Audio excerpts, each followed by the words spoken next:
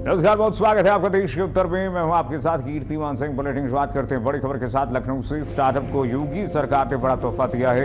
107 startups को CM ने प्रोत्साहन राशि वितरित किया है। यूपी के पास सबसे ज्यादा युवा वर्कफोर्स है। सीएम योगी आदित्यनाथ ने कहा कि 2017 से पहले यूपी में अव्यवस्था थी। पीएम मोदी के विजन से यूपी में बदलाव हुआ है। 2017 से पहले यूपी में पहचान का संकट था। प्रधानमंत्री नरेंद्र मोदी के विजन से यूपी में बदलाव हुआ है। सीएम योगी आदित्यनाथ ने कहा कि 2017 से पहले उत्तर प्रदेश में पहचान का संकट था।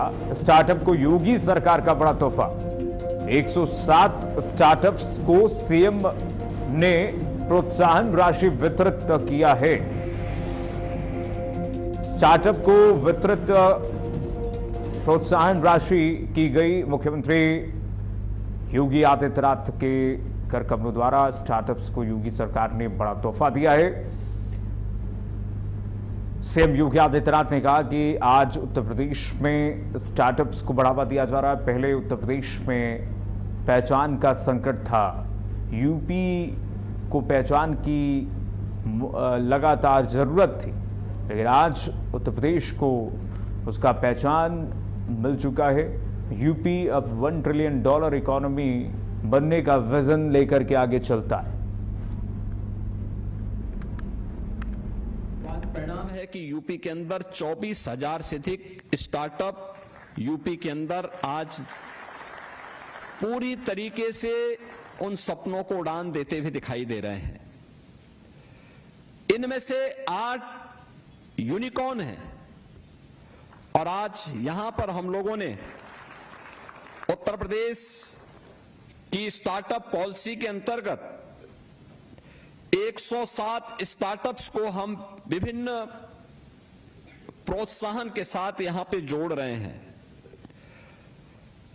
यूपी की इसी पॉलिसी के अंतर्गत 9 इंक्यूबेटर को भी यहां पे प्रोत्साहन प्राप्त हो रहा है और यूपी स्टार्टअप नीति के अंतर्गत हम 12 नए इंक्यूबेटर्स को भी यहां पर आज मान्यता प्रदान कर रहे हैं। और मुझे प्रसन्नता है कि यूपी स्टार्टअप इकोसिस्टम के जितने भी हमारे अन्य स्टेक होल्डर हैं, उन सबको आज यहां पर हम लोगों के द्वारा विभिन्न प्रकार से गठित जो हमारी यहां पर कमेटियां हैं, उनके सदस्य हैं, उन सब के साथ जोड़ने के साथ ही यहां पे सेंटर ऑफ एक्सीलेंस से जुड़े हुए प्रतिनिधिगण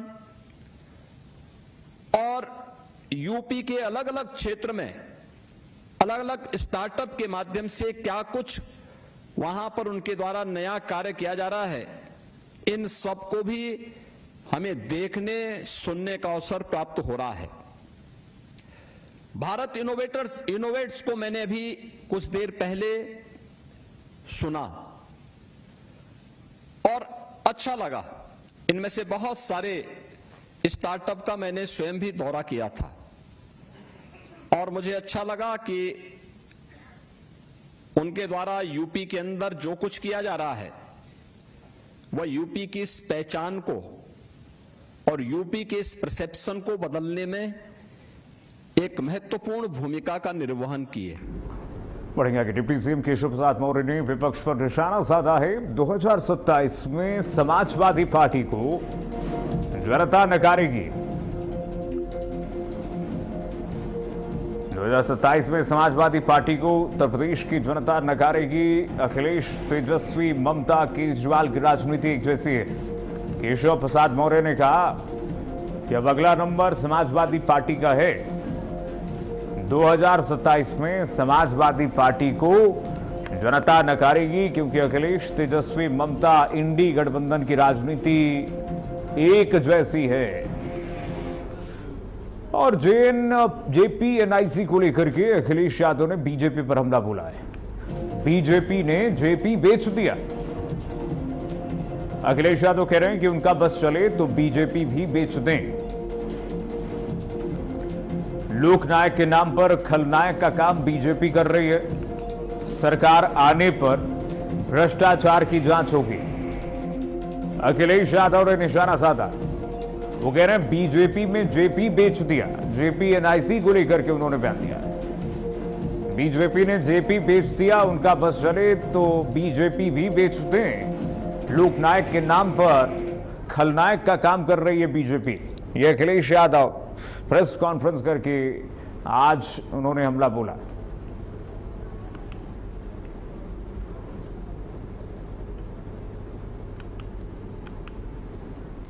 जेपी बेच दिया, बीजेपी ने जेपी बेच दिया है और उनका बस चले बीजेपी के लोगों का तो बीजेपी बेच दें। बीजेपी ने अपने ही तो आप सुन रहे हैं अखिलेश यादव कह रहे हैं बीजेपी ने जेपी बेच दिया। जेपी एनआईसी को लेकर के कह रहे हैं कि उनका बस चले, यानी कि बीजेपी के शीर्ष नेताओं का बस चले तो वो बीजेपी ही बेच दें। जेपी एनआईसी को इन्होंने बेच दिया। ये लोग नायक की जगह खलनायक का काम कर रहे। अखिलेश यादव के इस बयान से सियासत गरमा गई है उत्तर प्रदेश की। यूपी के आगरा में राष्ट्रीय खेल दिवस पर युवाओं ने फिटनेस और नशा मुक्ति का संकल्प लिया है। एसएन मेडिकल कॉलेज में आयोजित खेलो इंडिया संवाद में केंद्रीय राज्य मंत्री प्रोफेसर एसपी सिंह बघेल ने युवाओं से खेलों को जीवन शैली का हिस्सा बनाने की अपील की है। कार्यक्रम में पीएम मोदी के संबोधन का वर्चुअल प्रसारण भी हुआ। प्रधानमंत्री ने खेलों को अनुशासन, आत्मविश्वास, धैर्य और नेतृत्व विकसित करने का माध्यम बताया है। वहीं युवाओं को नशे से दूर रहने और स्वस्थ जीवन शैली को अपनाने का संदेश दिया। कार्यक्रम में शूटिंग खिलाड़ी डॉक्टर हिमालय ने भी अपने अनुभव साझा किए हैं और सफलता के लिए निरंतर अभ्यास और एकाग्रता को जरूरी बताया।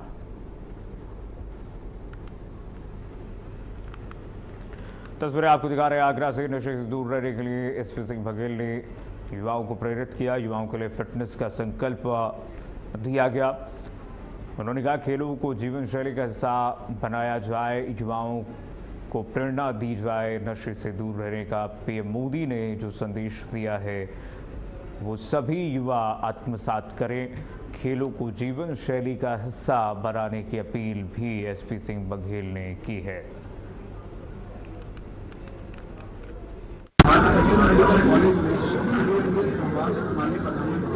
साथ में युवाओं को एक मौका मिला कि वो विचार और प्रधानमंत्री के साथ साझा करें। उसके साथ साथ 2047 में जो विकसित भारत है उसमें खेलों की क्या महत्वपूर्ण भूमिका रहेगी, कैसे खेल जो है युवा की जिंदगी में सर्वांगीण विकास का कार्यक्रम करते हैं, उसमें कैसे वो अपने आप को देखते हैं, उसकी एक भूमिका रहेगी। इस बारे में प्रधानमंत्री का संबोधन भी किया। उन्होंने अपना जो विचार है, उन्होंने विचार दिया है माननीय मंत्री प्रोफेसर एसपी सिंह बघेल के साथ शेयर किया। उसके साथ साथ जो सुझाव है खेलों से रिलेटेड, जो उनको कमियां महसूस होती है, उसके बारे में ध्यानचंद जी के जन्म दिवस 29 अगस्त को राष्ट्रीय खेल दिवस मनाया जाता है। पूर्व पंजाब 27 अगस्त को आज केंद्रीय युवा एवं खेल मंत्रालय के द्वारा प्रधानमंत्री के आशीर्वाद से आज खेलो इंडिया संवाद है। खेल की बात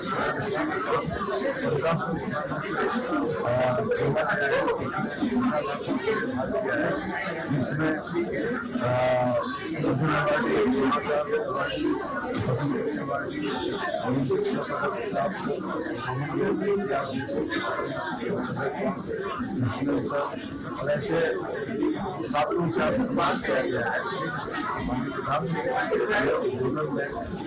कहा कि खेलो इंडिया विजन, खेल का विजन।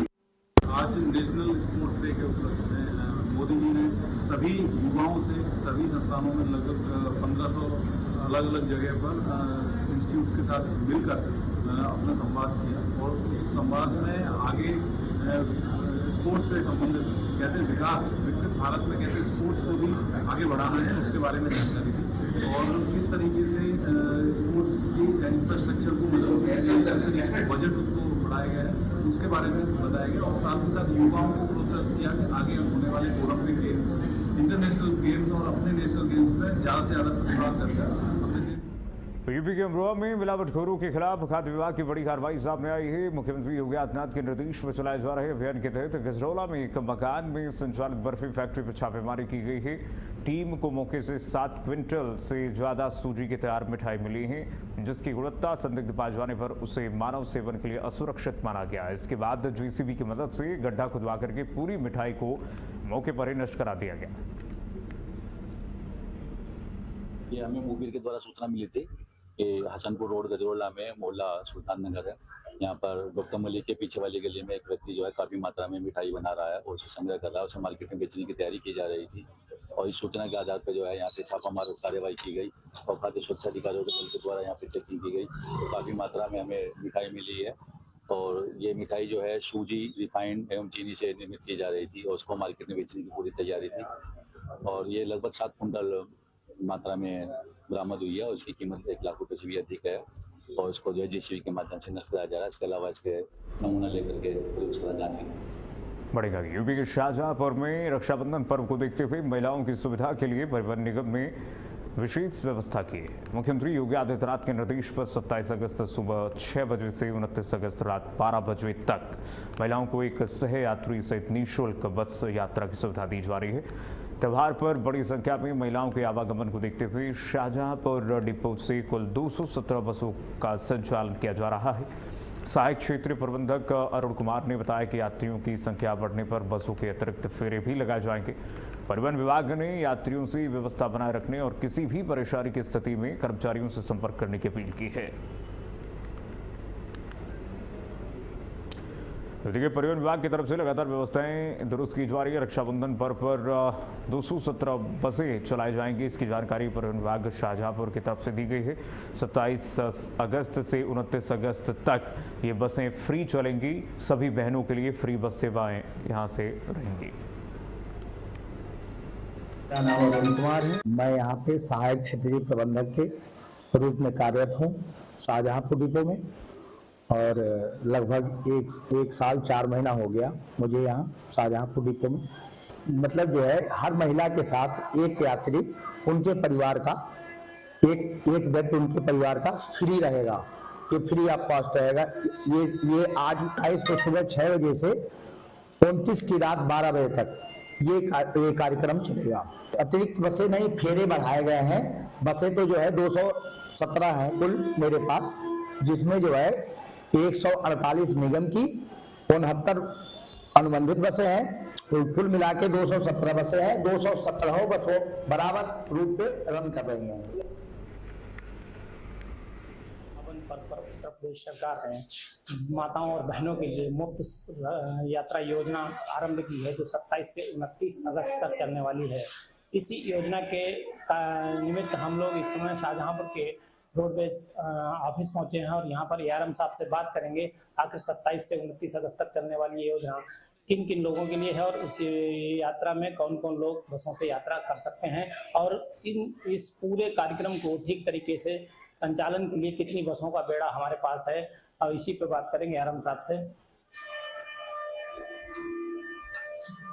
सर, सबसे पहले अपना नाम। हाँ, मेरा नाम अरुण कुमार है। मैं यहाँ शाहजहांपुर डिपो में सहायक क्षेत्रीय प्रबंधक के रूप में कार्यरत हूँ।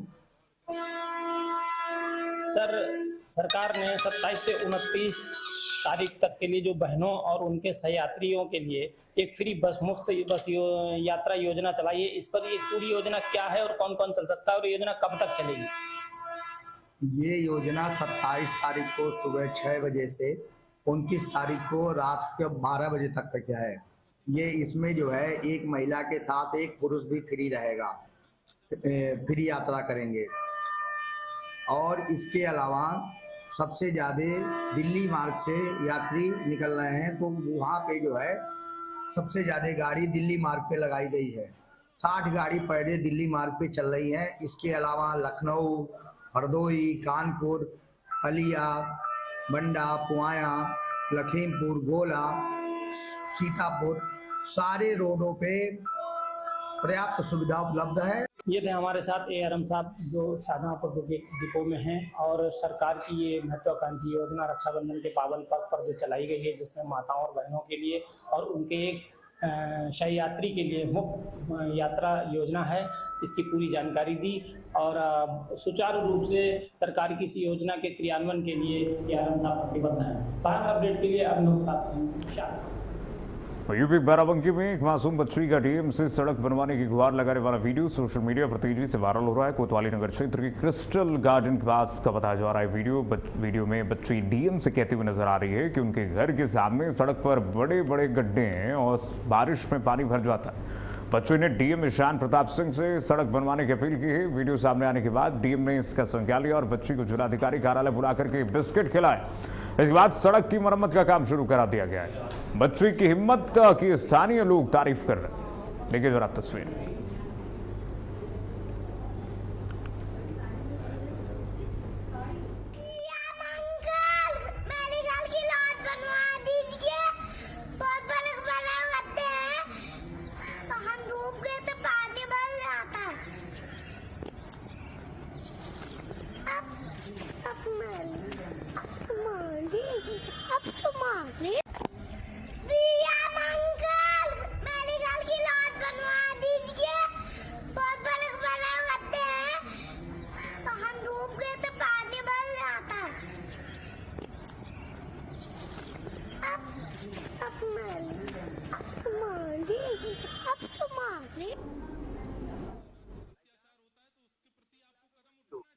पवन भवन बनवा दो।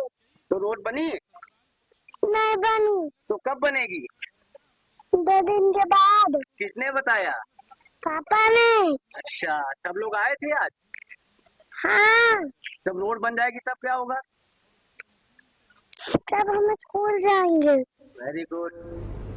यूपी कानपुर में रक्षाबंधन के मौके पर कानपुर सेंट्रल जेआरपी ने यात्रियों को बड़ा तोहफा दिया है। जेआरपी की 16 टीमों ने कई राज्यों में छापेमारी करके चोरी और गुम हुए 611 मोबाइल फोन बरामद किए हैं। बरामद मोबाइल की कुल कीमत करीब 3 करोड़ रुपए बताई जा रही है। पुलिस ने सभी मोबाइल उनके असली मालिकों को सौंप दिए हैं। लंबे समय बाद अपना मोबाइल वापस पाकर के यात्रियों के चेहरे खिल उठे। कई यात्रियों ने जेआरपी कार्रवाई की सराहना की है और आभार जताया। वहीं रक्षाबंधन के मौके पर मोबाइल वापस मिलने से बहनों और परिवारों में भी खुशी का माहौल देखने को मिला। जेआरपी अधिकारियों ने कार्रवाई की जानकारी दी है। जीआरपी कानपुर द्वारा लगभग 611 जो गुमशुदा मोबाइल थे, जो खो गए थे, उनको बरामद किया गया है। और ये पिछले 6-7 महीनों की हमारी मेहनत है और इसमें करीब हमारी 27 टीमें लगी हुई थी, जिसमें अधिकांशतः फ़ोन जो है जो हम लोगों ने रिकवर किए हैं वो यूपी है, यूपी के बाहर के भी हैं, बिहार, झारखंड एवं यहाँ तक कि महाराष्ट्र तक से हम लोगों ने मोबाइल रिकवर किए हैं। और यहाँ पर प्राप्त करने के बाद जो सामान्य व्यक्ति हैं जिनके मोबाइल आज उनको मिले हैं, उन्होंने काफ़ी प्रसन्नता व्यक्त की है। जैसे कि बताया कि लगभग पिछले 6 माह से हम लोग। यूपी के ललितपुर में रक्षाबंधन की त्योहार को देखते हुए आबकारी विभाग ने अवैध शराब खिलाफ अभियान तेज कर दिया है। सदर क्षेत्र में रेलवे स्टेशन के पास ढाबों, परचून और पान की दुकानों पर सघन चेकिंग की गई है। टीम को इस दौरान कोई अवैध मादक पदार्थ नहीं मिला। नई बस्ती स्थित सरकारी देशी शराब की दुकान की जांच करके विक्रेताओं को पीओएस मशीन से स्कैन करने के बाद ही शराब बेचने के निर्देश दिए गए।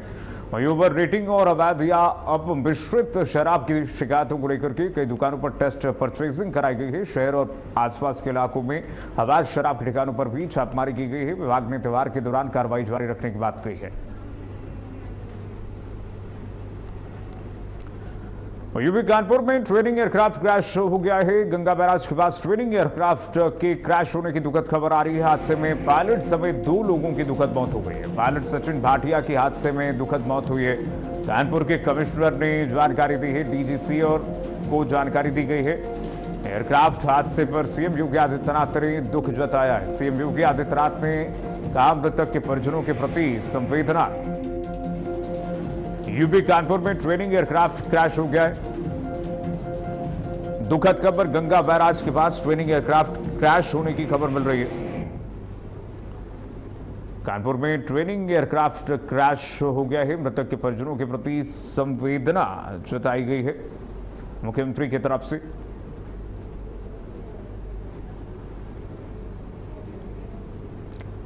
कानपुर में ट्रेनिंग एयरक्राफ्ट क्रैश हो गया है। तस्वीरें आपको दिखा रहे। हादसे में 2 पायलट और को पायलट दोनों की दुखद मौत हो गई है। इस पर मुख्यमंत्री योगी आदित्यनाथ ने दुख जताया है। सीएम योगी आदित्यनाथ ने संवेदना प्रकट की है। मृतक के परिजनों के प्रति उन्होंने संवेदना प्रकट की है। उन्होंने कहा कि उत्तर प्रदेश सरकार मृतकों के परिजनों के साथ खड़ी हुई है। हादसे में पायलट और को पायलट की मौत पर सीएम योगी आदित्यनाथ ने दुख जताया है। दरअसल ये ट्रेनिंग एयरक्राफ्ट कानपुर के गंगा बैराज के पास जाकर के क्रैश कर जाती है। ट्रेनिंग के दौरान एक पायलट और को पायलट, इस दौरान दोनों पायलट्स की मृत्यु हो गई है, दुखद मौत हो गई है। और आप देख सकते हैं तस्वीरें किस तरह से पूरी तरह क्षतिग्रस्त विमान जो है आसपास, जब क्रैश हुई ये विमान तो आसपास भीड़ लग गई और वहाँ पर ग्रामीण जुट गए। गंगा बैराज के पास लोग वहाँ पर पहुँच गए, पुलिस को सूचना दी गई, कमिश्नर वहाँ पर पहुँचे। कमिश्नर ने इस बात की पुष्टि की है, जानकारी उन्होंने दी। उन्होंने कहा कि इस पूरे मामले में एयरफोर्स के अधिकारियों को सूचना दी गई है। एयरफोर्स के अधिकारी वहाँ पर मौके से कानपुर में से पहुँचे हुए हैं और उसके बाद सीएम योगी आदित्यनाथ तक ये बात पहुंची है। ये पूरी जानकारी पहुंची तो सीएम योगी आदित्यनाथ ने मृतक के परिजनों के प्रति संवेदना जताई है। इब्रे हसन हमारे साथ सहयोगी जुड़ रहे हैं कानपुर से सीधे। इब्रे बताइए जरा, बहुत दुखद खबर इब्रे, कब यह हादसा हुआ इब्रे और क्या जानकारी मिल रही है? कुछ वजह पता चल पाया कि किन वजहों से यह हादसा हुआ है, क्रैश हुआ है विमान?